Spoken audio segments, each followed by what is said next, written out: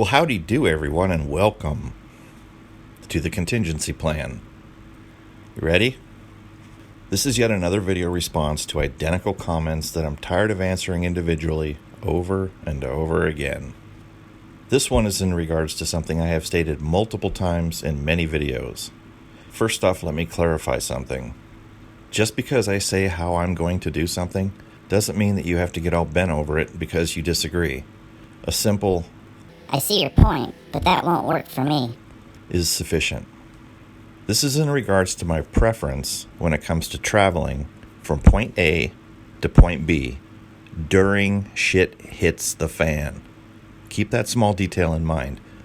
And more specifically, one particular aspect of it. For whatever reason, there are some people that really take offense to one of my suggestions. For those of you that have followed this channel for a while, you probably know that I prefer to and will be traveling at night if such a situation ever becomes a reality. I have stated my reasons over and over as to why I will be traveling at night, which reminds me of yet another thing people bring up regarding this topic that I may touch on in a future video. As many of you know, not only do I recommend, yes, it's only a recommendation, not a decree, that you travel at night, but I also recommend that you carry bolt cutters as part of your bug-out kit. You have no idea how many messages I've received saying things such as, bolt cutters are too heavy. "Are you kidding me? Do you even know what bolt cutters are?" These are bolt cutters. They weigh like 2 pounds, maybe. I think some of you might have these confused with a jackhammer. At least I hope so. To clarify my position on traveling at night, first off, I suggest that you do it at night. Secondly, follow roads if necessary, but stay off to the side. Most roads these days have some sort of fence along the shoulder. Travel on the other side of this fence. This has a couple of benefits. Not only does it keep you off the road where you could be surprised by headlights or suddenly coming across other people, but it also puts a barrier between you and anyone else that comes along. One thing traveling off-road will come with, however, are these fences. And this is the point where some of the commenters start having problems with the whole concept. Remember, my videos are from the point of me traveling at night. I don't care what your methods would be while stomping around during the daytime because that's not the mindset I'm approaching this from. You can drape yourself in glow sticks and shove sparklers up your ass for all I care. This is in regards to how I would be getting from point A to point B during shit hits the fan. Try to imagine yourself on foot traveling potentially long distances in a hostile world where there may be people just looking for someone to rob and kill. And if you want to risk doing so in broad daylight, fine. Godspeed. I personally am going to do whatever I can in order to tilt the odds in my favor. That's just me.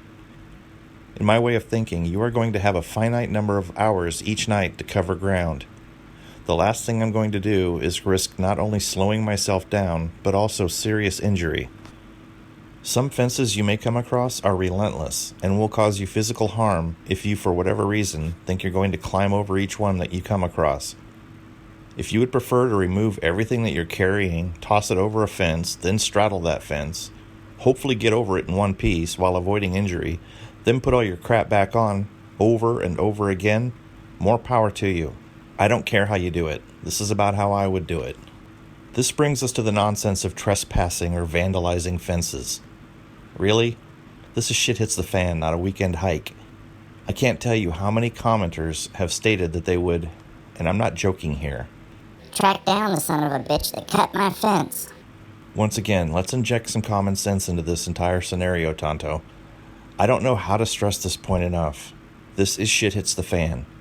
Your one and only concern at that point is going to be food, water, and not being blood-eagled for entertainment purposes. Odds are very slim that you're going to decide to patrol the back 40 for shits and grins, come across a fence that has been cut, then decide to track the 1 to 100 individuals that went through that fence anywhere from last night to a week ago. That's simply not reality. Yes, I get it. You're upset that a part of your fence was cut. Guess what? Get over it. That's your only option. You're simply not going to Daniel Boone it and start reading the land and heading off on some personal vendetta. You're going to say, Well, shit. and get back to keeping yourself and your loved ones alive for another day. Let's all try and do our best to live within the confines of reality. This is the sort of nonsense I receive regarding this topic. Bless his heart. This does nothing to resolve the issue of you still needing to climb over each fence you come to. It also does little to remove the possibility of you being injured in the process. This only makes the sharp, pointy parts slightly less sharp and pointy. If you do as I suggest, nobody's getting killed cutting a fence. If you choose to stroll around in broad daylight, your odds increase, but you still seem to have difficulty picturing this in your head. You're not standing in someone's front yard at high noon cutting their fence. This is exhausting dealing with individuals like this. I don't know if your parents prevented you from actually using your imagination as a child or what the real issue is here. Go right ahead, climb all the fences you come across. When you suddenly find yourself like this guy, maybe it will all start to click. There will be no such thing as vandalism during shit hits the fan. There will only be survive or not survive.